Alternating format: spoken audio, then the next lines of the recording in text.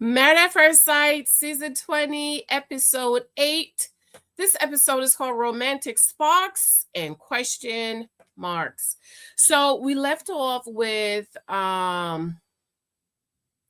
Nikki and Sean having this big blowout outside of the group dinner. She feels as if he threw her under the bus and they were just going at it. In the end, Nikki decided that she needed some space. Sean said he didn't want her to leave.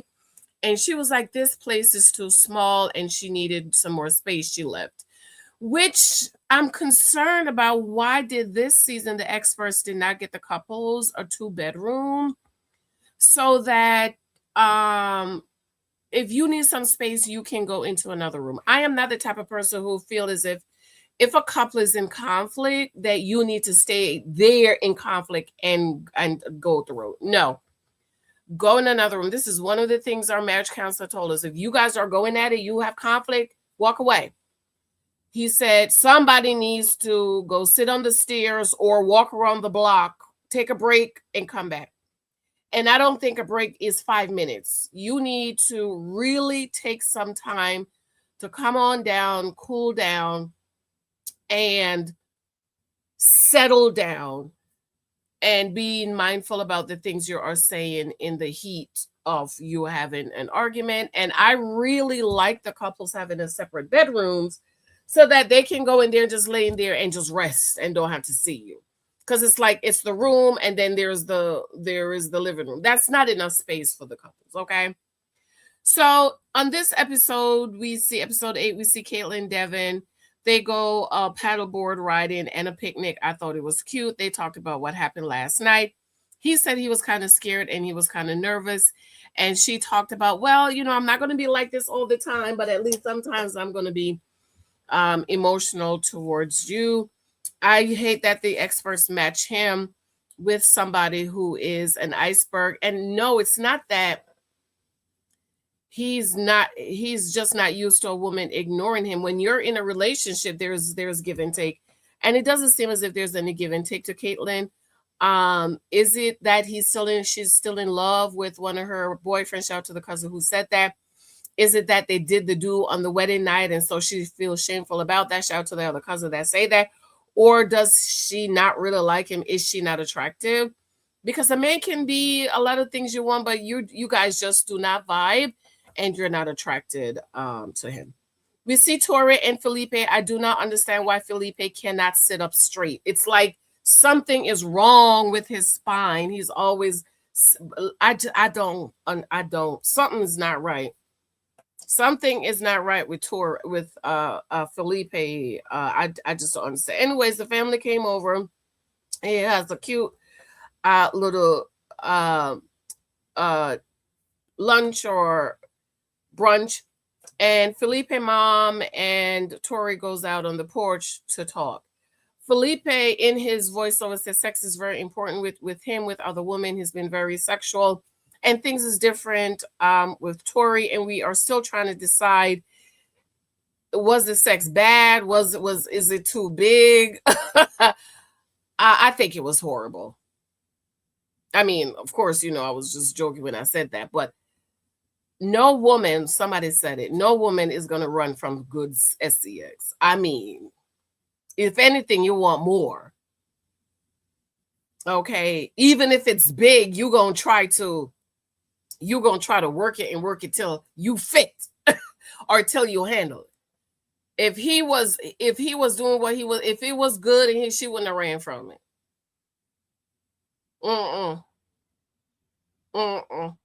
The only reason why she would have ran from it if it's terrible. Now, I've had girlfriends who were great. I had one girlfriend that was great twice, and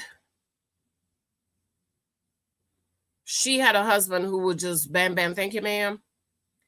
And then she had a husband who really took his time, was just, I told her, girl, I said, you need to get you an American husband, okay? When she was married to her Jamaican husband, I told her, girl, you need to get you an American man, honey, okay? And she did. And when they got the divorce, she said, I want to make she married 2 Jamaican husbands. She said, not again. I say, don't do it, girl. Get you an American husband. Well, sure enough, she ain't complained since. She hasn't complained since, honey. Okay. Cause he's doing it right, kissing her right, sucking it right, licking it right. He doing everything. He's gentle, he's generous, he's kind, he's loving, he's everything a woman deserves. But when she was with that other Jamaican man, that Bam Bam Thank You man, she every day she was complaining. I said, girl, So Felipe can't do nothing. He can't do nothing. Because see, Felipe, he's so something is not right with Felipe. It's something with him. And did y'all see that picture of his little chicken chest? And he did say he's been only good looking for about 3 years. So now he think he's the, he's the thing and everybody wants him. And I don't think so. Something is wrong with his. I don't know. Did he have a spine extension? Is there such a thing? I don't know. Felipe always like that. I don't know. He doesn't look like a lover. You know what I mean? He don't look like he know how to do anything. Okay, I think Felipe is just starting to get some kitty cat and he don't know how to handle it. Because it takes time to perfect it. Okay, it takes time to perfect how you kiss her and all that stuff. You understand? He looked like he's a bam bam. Oh, yeah, 3 strikes, he's out. So some of the people in the comments did bring up that perhaps Tori had some kind of well, she has said that she doesn't open up when it comes to intimacy, which is why I brought up my girlfriend, that even if you've had challenges, like you've been abused or rape or anything like that, it takes the right man. Any man cannot deal with a woman who's had trauma in the intimacy department. Any man can't deal with that. It takes somebody who's very gentle and caring and loving, and somebody who's just, they know what they're doing. You know what I mean? To really get you out of that, or make you feel comfortable where you're willing to open up. Okay. And Felipe is not that type of girl. Guy. And you know what I thought when Tori was talking to Felipe's parent, and when they came back in from the balcony and she laid on Felipe, I was like, I don't know why that seemed. I feel like Tori's faking it. Am I the only one that feels that way? I just feel like Tori's faking it. Okay. Something Felipe bothered me. He said he is fearful of passion running out. That's lust. See, that's lust. Okay. He tells his dad he's going to try to be monogamous. Huh? You gonna do what now? Why did you get married, sir? Because marriage is that commitment of, I'm going to be monogamous and I'm going to be faithful to my wife, forsaking all else. See, like those old vows. His dad is talking to him, and he said, well, it's passion. And he said passion is the moment. Where love takes time to grow and develop. He's afraid that the passion or the lust is going to grow out. You shouldn't have gotten married. Because you can't get married and talk about you're not going to. I'm going to try to be monogamous. Why did you get married? So then he said he's been with lots of other women and he's dated. And we know over here, dating is not about sex. Dating is about data. But afterwards, he will feel lonely. Maybe because you need to take some time and go to therapy, Felipe. You really need to take some time and go to therapy, okay? So then we go over to Courtney and Nick, and they're in their gorgeous apartment. He's making some kind of salad, and he's trying to talk to her about a show they watch, The Matrix, Keanu Reeves, and she has no idea. She's like, wait, what? Huh? What? What's that? And he's like, Are you joking? You don't know the Matrix. You don't know Keanu Reeves. She had to look it up. She had to look it up, y'all. And he's looking at her like, huh? Then she's well, I watch a lot of movies. And I'm like, who's never heard of the Matrix? Everybody and their mama's heard of the Matrix.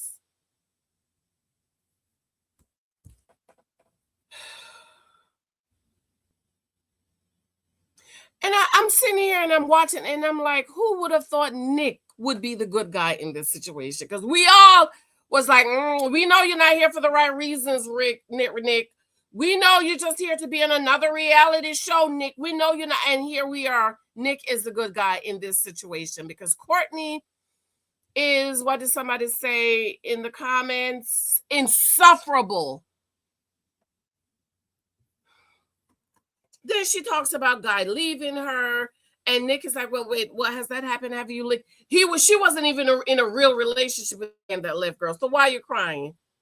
Oh, I'm so used to making sure other people's okay, and I just want somebody to love me for me. Nobody can love you for you because you're insufferable, as the cousin said in the comments. You are insufferable. You need to go to therapy. I think they all need to go to therapy. You're and Nick even mentioned, I'm willing to kind of work with you as long as you're not mean, but she is a mean girl. Courtney is a mean girl, and I don't understand, why are you on Married at First Sight? It's like, I can understand having one couple's giving us a hard time, but a lot of the couples giving us a hard time, I don't understand. Courtney is insufferable. Shout out to the cousin who said that. She's beyond help. She needs extensive counseling, honey. You don't need no husband. You and Caitlin needs to get together. Y'all need to stay together. Get together and stay together. So then we go over to Nikki and Sean and their meeting with Paul. And oh my God, Nikki, that dress, girl, where did you get it? I will go buy it as long as it's like $19.99 at Marshall's. Absolutely love her dress. I absolutely love Nikki's dress. And Sean is looking, a little handsome there, okay, with his baseball cap. So they meet with Paul, and he asks, how satisfied are you of your marriage? And she's like, it's very low. It's like a 2. And Sean is like, 7.5. And Paul's like, y'all are in 2 different marriages. Y'all are in 2 different marriages. Sean says because he made up in his mind that when he was coming on the show, no matter who he's matched with, he's going to give it his all. I really appreciate that. I really appreciate it. Because you got what you wanted. You got a beautiful Black woman. She makes a lot of money. She didn't get what she wanted, okay? And I'm waiting for Sean and Nikki to have the money conversation, because I need to know how much money you make. Then Nikki says something, Nikki. I'm like, Nikki, you playing them for the cameras because you're I can see why we were matched. Why? Because I can't see it. She says she doesn't feel seen, heard, respected, value. And Paul asks Sean Paul goes back and forth with Nikki because she was putting the blame on him, but he was like, no, how do you feel? And then Paul basically my marriage counselor does this. Janice, say what you need to say. Mike, what do you hear Janice say? When Mike repeat what I say, the marriage counselor, now we look at each other like, that's not what I said. Say exactly what I said, okay? So they have communication problems with my husband and I. We have communication problems. We've gotten better over the years because I have to stop my husband saying, okay, wait, you're in marketing. I'm your wife. I'm not one of your clients. Okay, because all my husband want to do is fix the problem. No, we need to talk it through, okay? So then Paul asked Sean to, what did you hear? Nikki said, and he was like, hold up, you're gonna be my brother for life, but that's a dissertation. He talked about now he can relinquish power. He was the youngest one in his and blah blah blah, and I don't have to be in power because he's realized that Nikki needs power. But I don't think that's what it is. I think you're not manly enough and you're not masculine enough. And Paul said you're giving a dissertation. And Paul says to Sean, say what you hear, Nikki says. So Sean said, I hear you say you don't feel valued, you don't feel heard.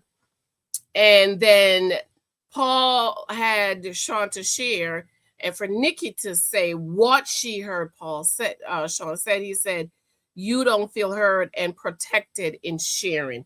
I hate that Sean is always using this word that you should not be using it unless you are telling a woman you're going to protect her. What do you need protection from, sir? Use a man. Use a man. You're supposed to be the protected and the provided and the protected, but you want to be protected, provided for. I don't understand. So then Paul says the underlying issue for any argument, which I absolutely love, closeness, power, and respect. He said that is the root. And Paul says CPR, and Sean says, CPR. And Paul says, you don't make up a whole acronym. He said he helps me to make me remember. And I love it, Sean. I like that. I'm not going to forget that. Closeness, power, and respect. Which for me, if me and my husband were going at it, I will be like, okay, I'm going to walk away. Sometimes he'll walk away too. Okay. One, I never want to disrespect my husband. I don't want to, because I know my mouth. Okay. And there is no power struggle with me and him. My husband is the head of our family. My husband provides. My husband pays all of our bills. We make major decisions together. There are some things I'd be like, okay, just pick whatever truck you think is best. But I never want to disrespect him, and I never want him to feel disrespected. So I absolutely love the acronym. We go over to Cameron and Michelle, and they're at like a pottery place and they're painting.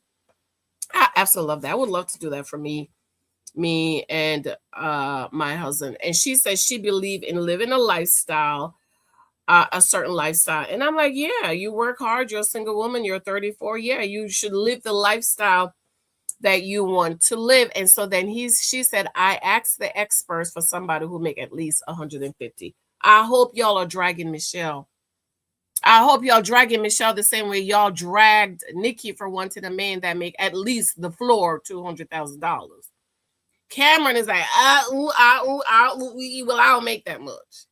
But I'm supposed to be moving up and getting better position, and hopefully I will get there, but it's not guaranteed. He said in his voiceover that he would never put on a file write anything down about how much he wants his wife to make. Of course not. You're a man. You're supposed to provide for her. So it doesn't matter. A real masculine man who prepared himself to marriage, it doesn't matter how much she makes because he can provide for the family, Cameron. It doesn't matter because you're supposed to be the provider and the protector, sir. So then we see in Michelle's voiceover, and she's saying, well, it can be masculating. And I'm glad you're using that word, girl, because if it was a Black woman, they would be dragging her up and down the YouTube channel. So then we go back to their apartment, and he's talking. He's all wrapped up in the blanket, look like a little puppy. Talk about it's emasculating. And it can be emasculating. That's why, gentlemen, you do not marry women who make a whole lot more than you. Women, you do not choose husband who you make a whole lot more than him. You do not marry a husband, ladies, who cannot provide for you independent of you based on his income. And again, comfort. Michelle and Nikki, they live in a life that the average man can't provide. The average man can't provide for me either. The average income man can't provide. And I live a very basic, comfortable life, and our monthly expenses are $7,000 a month comfortably. So the average man I can't be married to the average man. Okay. So then we see they're wrapped up in the blanket and they're over there kissing. And I don't believe they haven't done it. They've done it because the way they was, then they moved the camera because he rolled on top of her and hunching. And I think it's safe to say Michelle and Cameron has done the do. So she said she doesn't care. It doesn't mind. She feel protected. But Michelle, how do you feel protected? Well, we don't know how much he makes. She says she feels as if he's protected. He was mentioning gender roles, and she's mentioned gender roles, like the man is supposed to be the provider. Yes, if you want to be the head of this home, you provide and protect. You can't just be the head of the home because you'll have a ding-a-ling. And this is what I grew up in the Black church. They made it sound, so what, he don't got no money, he ain't got no job, he's still the man. And they believe just because he has the ding-a-ling, he is the head. No. If you can't provide for this house, you can't provide for me and this family and pay this money and take care of us, you are not the head. If I have to help you to pay these bills around here, both of us is the head. And if I make more than you and pay more than you, I'm the head. You see that, ladies? So it's just best to make sure you choose a husband who can fulfill his role, not some man you have to help. And then you have to massage his feelings because he's feeling emasculated because you make more than him. Don't do it. Okay. So then we go over to Belle and Becca, and they meet with Lisa, and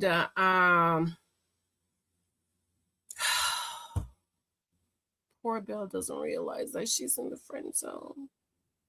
She said, we're comfortable. It's like we're the same people. Same thing he's been saying. So he brought up the whole 100. She's more 150% more attracted to him. And Dr. Lisa said that was a terrible question. He did say he's turned it up a little while. And Dr. Lisa asked him if they're tongue kiss, and they said no tongue kiss.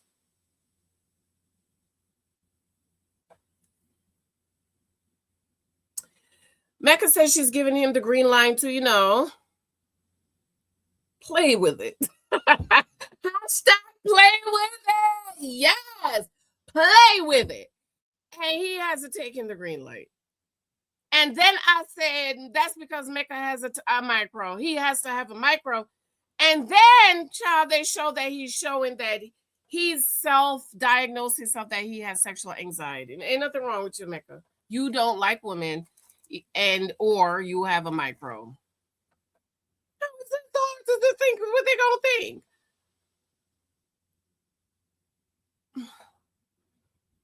Other than religious discipline, there is no reason or excuse why you're not playing with it for a woman you're attracted to and she's attracted to you. There's no other reason other than religious discipline. And y'all is married, so that don't count. And both people are attracted to each other and both people want it and y'all not doing it? Lies. He got a micro ding-a-ling, I'm sure of it. You ain't got no sexual anxiety. You don't like women. You don't want to touch it, taste it, smell it, taste it, lick it, suck it, put it in it. You don't want to do none of it because you don't like what them other fish, okay? Them other people that think they're women call us with the God-given, that hand carved us, okay? Calling us fish. Mecca don't like fish. So then we go over to Adam and Marissa. And I'm like, Adam, I am the only person on the internet that likes you. Why, Adam? Why did you do what you did, Adam? Why? Huh? Why, Adam? Just please explain to me why you did what you did to Marissa. Now, I'm not saying it's not true, but I'm just saying. So Adam comes over to Marissa's place and it's all girly. You know, I would live there. It's beautiful. It's girly. It is pink. It's girly. And he likes it. He says it's a nice apartment. He don't think he could live there. So then she pulled out the painting kit and he said he grew up painting. He came from an art family. We want to know more about your family, Adam. I want to know more. And she mentioned that she did see all the art in his house. So then she asked about where would they live, and he basically said, well, you know, you move it with me and my homeless friend Josh.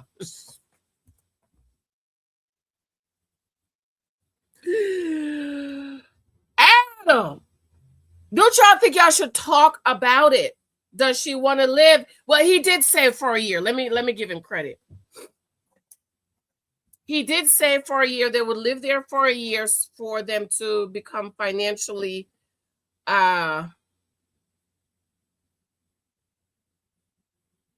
he didn't use the word stable, but basically so that they can afford the house.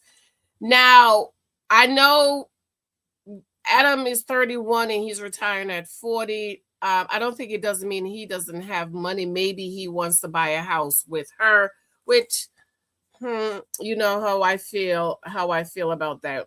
Moving your wife in your house with your homeless friend Josh is unacceptable, Adam. Why would you have your young, beautiful, pretty, sexy, horny wife around a homeless friend? Marissa then said it is hard for her to say what she wants because she don't know what she wants. See, Marissa, you need to take the husband profile course. You don't know what you want. You need to figure out what it is that you want, ladies. If you want to take this course, sign up. The link is below. This class will help you to figure out what you want, Marissa. Do you want to live in the lake house? Do you want to live in the lake house with his homeless friend, Josh? How do you not know what you want at this age? Why are you coming on Married at First Sight and you don't know what you want?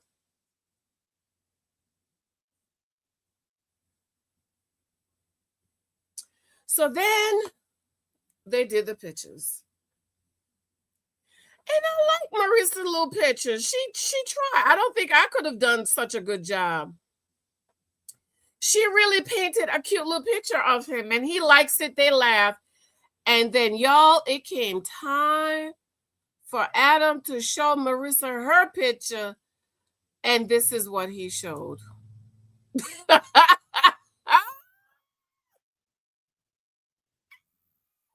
Shout out to the persons whose picture I'm borrowing because I wanted to get the teeth are terrifying, but I couldn't screenshot it. She said the teeth are terrifying. And then she asked, do you really think my teeth are gapped? And she said, no, they're not gapped. In all fairness, Marissa could use some braces, or maybe she did use some braces. She do have too many teeth. The dentist should have taken out some teeth up top, one on each side to even it out. But still, I wouldn't have did that, Adam. Why? Why, Adam? Why did you put this picture of her? And you didn't even make her mouth straight. You could have at least made her mouth straight.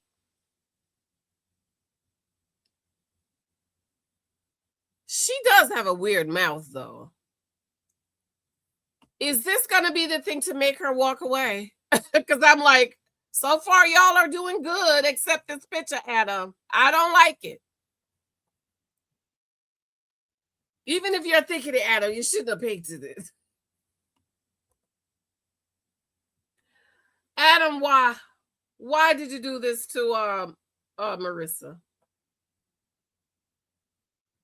She laughed and she said, you didn't even try. He was like, I did try. And then he put up here cooked. She's cooked. Adam. I ain't like it. I ain't like it, Adam. Hashtag cooked, y'all. Hashtag cooked.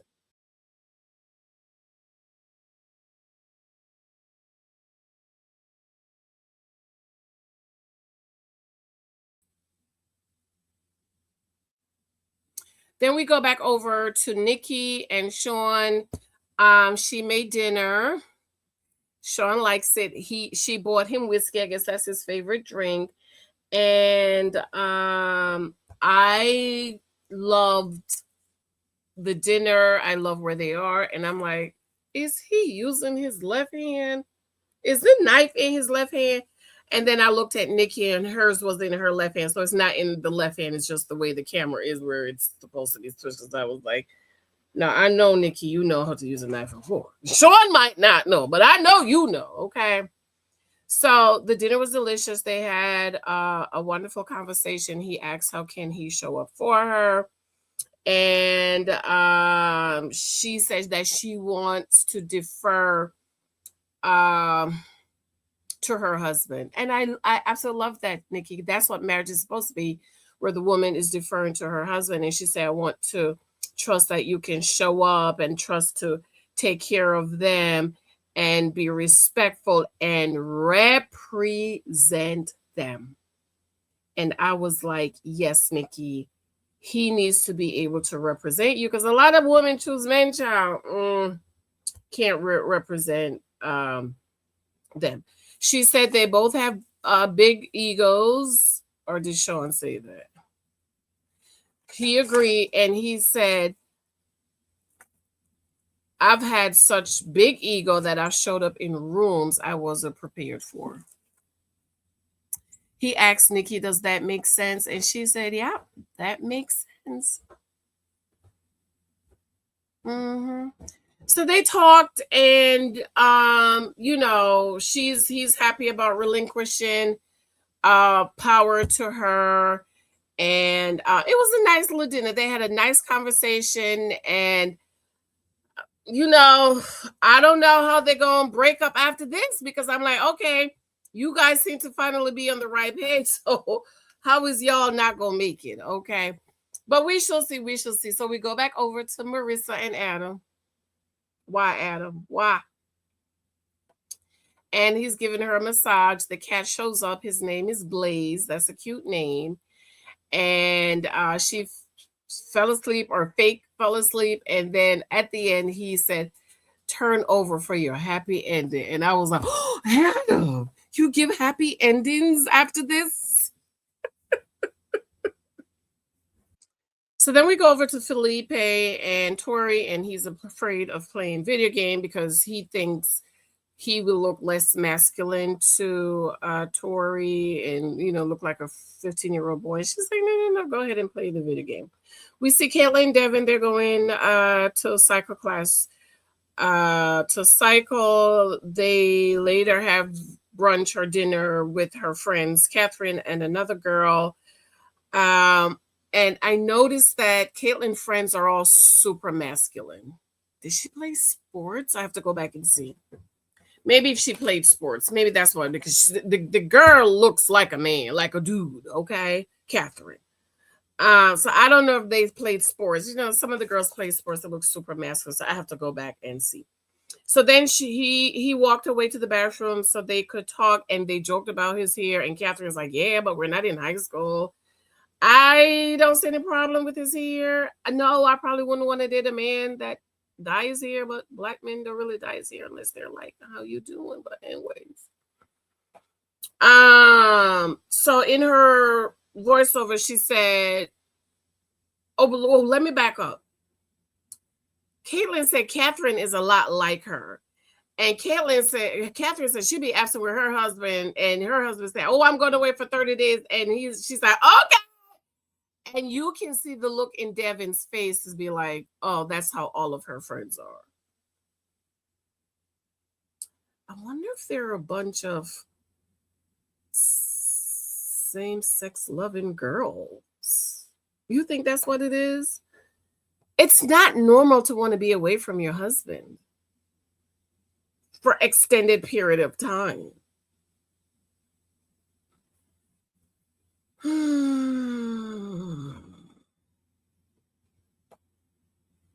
I just think it's weird to not want your spouse around. Anyways, then she says none of her friends are gentle. and they're over there talking and laughing at his ear. I didn't like that. I didn't like that. Okay. So then we go over to Michelle and Cameron. They're laying on the couch. He's getting ready to go away for a couple of days for work. She's starting to stress out. She talked about, he asked her, do you like morning kiss text? She likes it. And then maybe a night video, and then he'll be going away for a couple of days and come back and then go away and then come back. That's going to be hard on her. She shared a story how she texts a guy 25 times nonstop. And I'm like, she's a psycho. I knew it. I knew Michelle was a psycho. Didn't I tell you? Did I tell you? She's concerned, does the guy like her or care about her? Okay. And like I said, I think Caitlyn is, not Caitlyn, Michelle. Woo! Okay. So we see Mecca and Becca. They're trying to, Mecca and Becca. Becca getting ready for bed. He took his shirt off and she's like, oh my God. And I'm like, girl, I don't understand. Well, she's 28, so, she never seen a real man, like a manly man chest, okay? Like a grown man's chest. So they're in bed and they're trying to get comfortable about doing it. And Dr. Lisa had given them homework. She asked him how many kids that you want, and he's shocked. And he's like, let's just get to it. He wants 2, she wants 4. She wants as many as God give her, but can you take care of him? Can you take care of them, Miss Struggling, working 3 jobs? How you gonna have all these kids, 4 or more than more God? Because you can pop a baby out every year, but can you take care of them?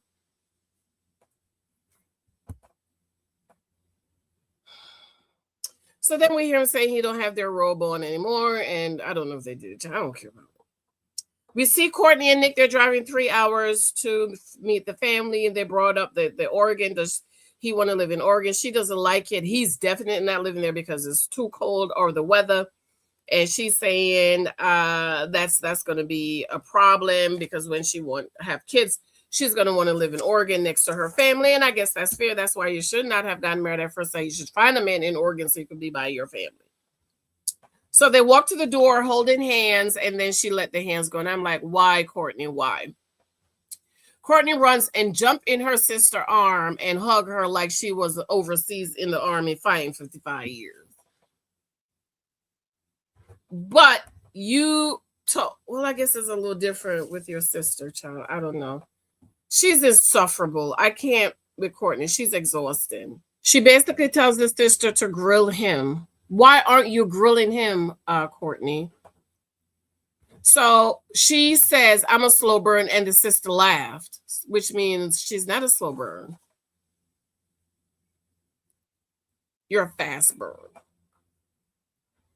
So she wants his sister to figure out everything about him. And I'm like, no, that is your job, Courtney.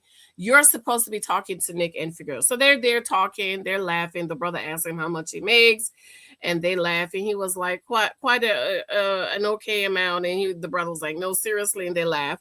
The dad is I like Courtney's father.